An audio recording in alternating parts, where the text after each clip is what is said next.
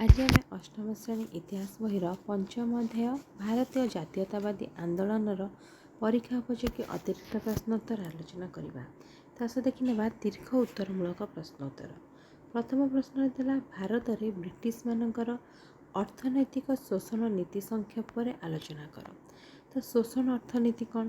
British ଶାସନ କାଳରେ ଇଂରେଜମାନଙ୍କର ଶୋଷଣମୂଳକ ଅର୍ଥନୀତି ଭାରତୀୟମାନଙ୍କର ସ୍ୱାର୍ଥ ବିରୋଧୀ ଥିଲା। କର, ରାଜସ୍ୱ, ବାଣିଜ୍ୟ ମାଧ୍ୟମରେ ଭାରତରୁ ପ୍ରଚୁର ଅର୍ଥ ଇଂଲଣ୍ଡ ଦେଶକୁ ଯାଉଥିଲା। ନୂତନ ଶିଳ୍ପନୀତି ଭାରତରେ ଉତ୍ପାଦିତ ତୁଳା ଯାଇ ଇଂଲଣ୍ଡର କଳାରେ ଲୁଗାବୁଣା କାର୍ଯ୍ୟରେ ଲାଗୁଥିଲା। ତାହା ପୁଣି ଏଠାକୁ ଆସି ଭାରତ ବଜାରରେ ବିକ୍ରି ହେଉଥିଲା।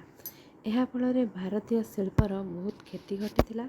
ବ୍ରିଟିଶ ସରକାରଙ୍କର ଅର୍ଥନୀତି ଓ ଶିଳ୍ପନୀତି ଯୋଗୁଁ ଭାରତର କୁଟୀର ଶିଳ୍ପର ଅବନତି ଘଟିଲା।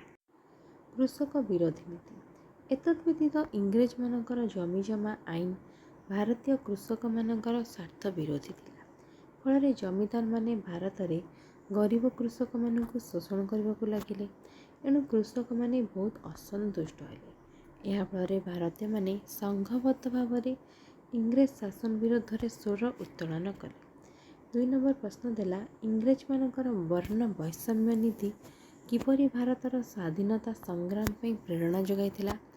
କଳାଗୋରା ଭେଦଭାବ ଇଂରେଜମାନେ ନିଜକୁ ଗୋରା ସମ୍ପ୍ରଦାୟ, ସଭ୍ୟ ସମାଜର ଅଧିବାସୀ ଏବଂ ଭାରତୀୟମାନଙ୍କୁ କୃଷ୍ଣକାୟ, ଅସଭ୍ୟ ସମ୍ପ୍ରଦାୟ ରୂପେ ବିବେଚନା କରୁଥିଲେ।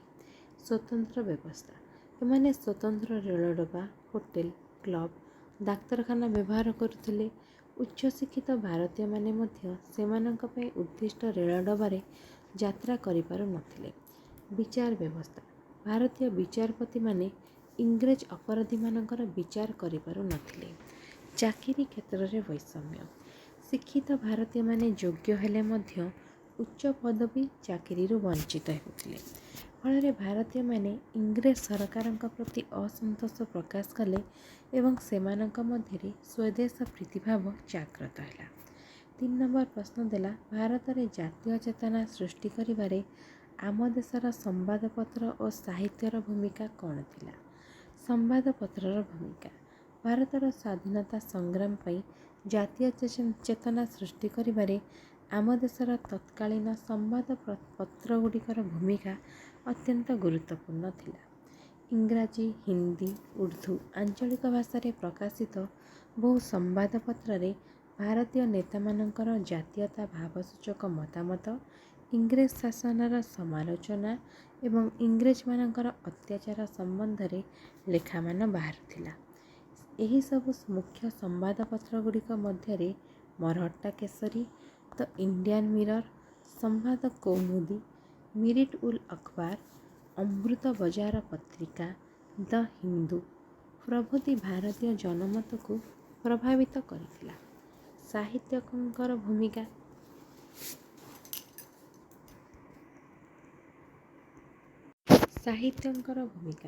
ଅନେକ ଭାରତୀୟ ଲେଖକ ସେମାନଙ୍କର ସାହିତ୍ୟ ମାଧ୍ୟମରେ ଜାତୀୟ ଚେତନା ଜାଗ୍ରତ କରିଥିଲେ।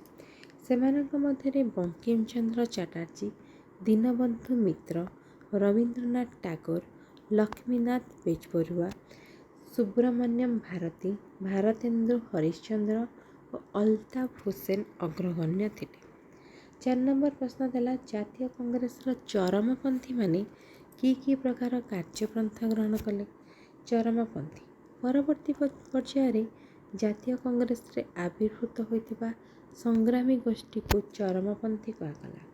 ବାଲ ଗଙ୍ଗାଧର ତିଲକ, ଲାଲା ଲଜପତ ରାୟ, ବିପିନ ଚନ୍ଦ୍ର ପାଲ, ଅରବିନ୍ଦ ଘୋଷ ଏହି ଗୋଷ୍ଠୀର ନେତା ଥିଲେ। ସମାଲୋଚନା ଏମାନେ ଚରମପନ୍ଥୀଙ୍କର ଅନୁରୋଧ ପ୍ରାର୍ଥନା ନରମପନ୍ଥୀମାନଙ୍କର ଅନୁରୋଧ ପ୍ରାର୍ଥନା ଅନୁନୟ ପଦ୍ଧତିକୁ ତୀବ୍ର ସମାଲୋଚନା କରୁଥିଲେ। ବଦ୍ଧପରିକର ସ୍ୱାଧୀନତା ସେମାନଙ୍କର ନ୍ୟାଯ୍ୟ ଦାବୀ।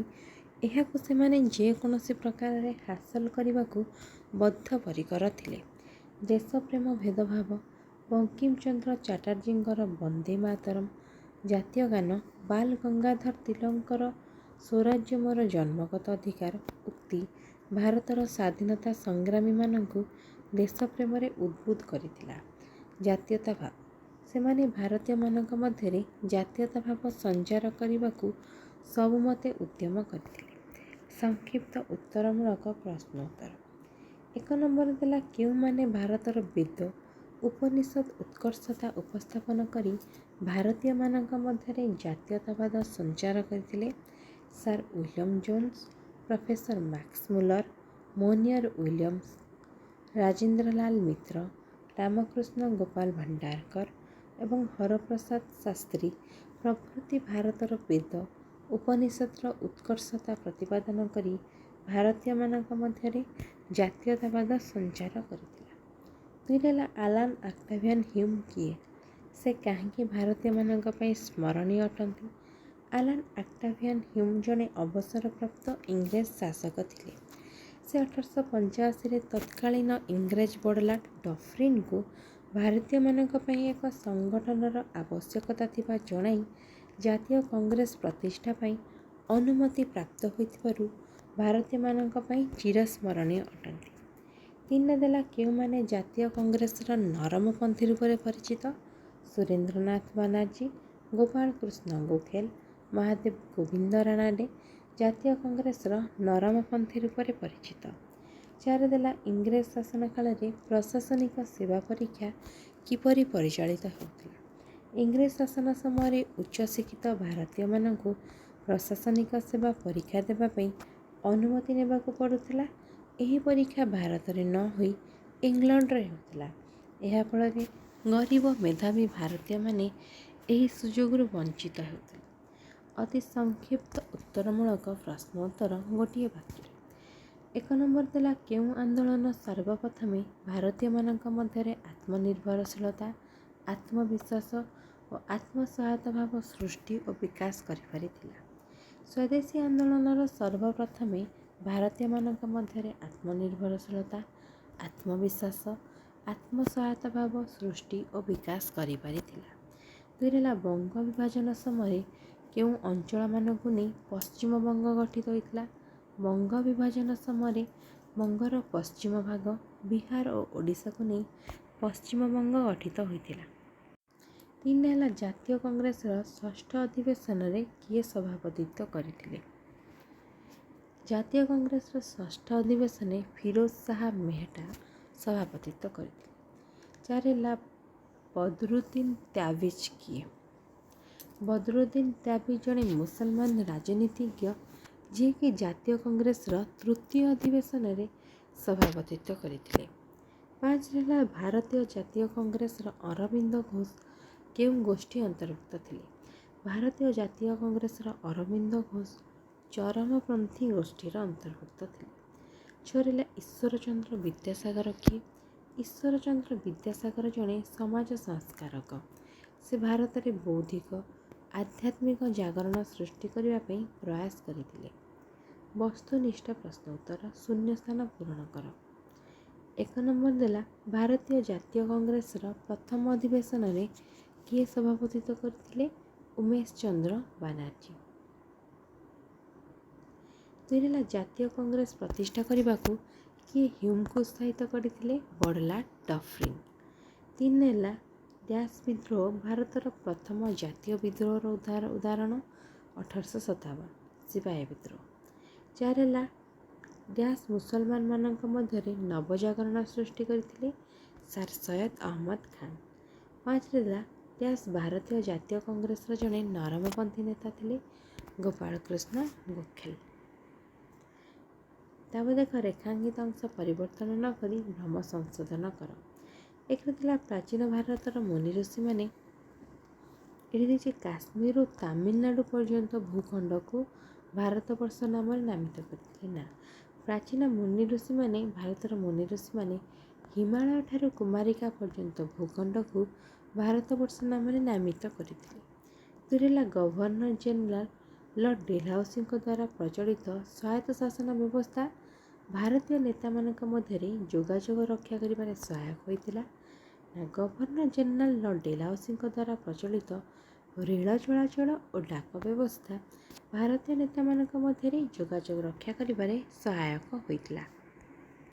3 ନମ୍ବର ଦେଲା ବଡ଼ଲାଟଙ୍କ କାର୍ଯ୍ୟକାରୀ ପରିଷଦ ଓ ବ୍ୟବସ୍ଥାପକ ପରିଷଦରେ ଅଧିକାଂଶ ଧନୀ ଶିଳ୍ପପତିମାନେ ସଭ୍ୟ ଥିବାରୁ ଭାରତୀୟମାନେ ଅସନ୍ତୁଷ୍ଟ ହୋଇଥିଲେ। ବଡ଼ଲାଟ କାର୍ଯ୍ୟକାରୀ ପରିଷଦ ବ୍ୟବସ୍ଥାପକ ପରିଷଦରେ ଅଧିକାଂଶ ଇଂରେଜ ସଭ୍ୟ ଥିବାରୁ ଭାରତୀୟମାନେ ଅସନ୍ତୁଷ୍ଟ ହୋଇଥିଲେ। 4 ହେଲା ବ୍ରିଟିଶ ସରକାରଙ୍କର ଦ୍ୱାରା ରେଖା ଦିଆଯାଇଛି ଶୋଷଣ ଓ ଦମନମୂଳକ ଶାସନ ନୀତି ଯୋଗୁଁ ରେଖା ଦିଆଯାଇଛି ଯେ ଭାରତର କୁଟୀର ଶିଳ୍ପର ଅବନତି ଘଟିଥିଲା। ନା, ବ୍ରିଟିଶ ସରକାରଙ୍କର ଅର୍ଥନୀତି ଓ ଶିଳ୍ପ ନୀତି ଯୋଗୁଁ, ଶୋଷଣ ଦମନମୂଳକ ନୀତି ନୁହେଁ, ଅର୍ଥନୀତି ଓ ଶିଳ୍ପ ନୀତି ଯୋଗୁଁ ଭାରତର କୁଟୀର ଶିଳ୍ପର ଅବନତି ଘଟିଥିଲା। 5ରେ ଦେଇଛି ଜାତୀୟ କଂଗ୍ରେସର ଦ୍ୱିତୀୟ ଅଧିବେଶନ କଲିକତା ମହାନଗରରେ। ଏଇଟା ଥିଲା ଯେ କଲିକତାର ବିଶିଷ୍ଟ ଆଇନଜୀବୀ ଉମେଶ ଚନ୍ଦ୍ର ବାନାର୍ଜୀଙ୍କର ସଭାପତିତ୍ୱରେ ଅନୁଷ୍ଠିତ ହୋଇଥିଲା। ନା, ଜାତୀୟ କଂଗ୍ରେସର ଦ୍ୱିତୀୟ ଅଧିବେଶନ କଲିକତା ମହାନଗରରେ ଦାଦାଭାଇ ନାରୋଜୀଙ୍କର ସଭାପତିତ୍ୱରେ ଅନୁଷ୍ଠିତ ହୋଇଥିଲା। ତାପରେ ଦେଖାଥିଲା ଗୋଟିଏ ଶବ୍ଦରେ ଉତ୍ତର ଦିଅ। 1ରେ ଥିଲା ଐକ୍ୟ ଭାବ ନିଜ ଦେଶକୁ ତଥା ମାତୃଭୂମିକୁ ଭଲ ପାଇବାକୁ କ'ଣ କୁହାଯାଏ? କ'ଣ କୁହାଯାଏ? ଜାତୀୟତାବାଦ କୁହାଯାଏ ଜାତୀୟତାବାଦ। ତାପରେ ଦେଖ 2ରେ ଥିଲା ଭାରତରେ ରେଳ ଚଳାଚଳ କିଏ କରିଥିଲେ? Lord Dalhousie. 3 ହେଲା ଗୋରା କଳାର ଅବାଞ୍ଛିତ ଭେଦଭାବକୁ କ'ଣ କୁହାଯାଏ? ବର୍ଣ୍ଣ ବୈଷମ୍ୟ। ତାପରେ ଦେଖ 4ରେ ଥିଲା ଆନନ୍ଦମଠ ଉପନ୍ୟାସ କିଏ ଲେଖିଥିଲେ? ବଙ୍କିମଚନ୍ଦ୍ର ଚାଟାର୍ଜୀ। 5ରେ ହେଲା ଆଲାନ ଅକ୍ଟାଭିଆନ ହ୍ୟୁମ କିଏ?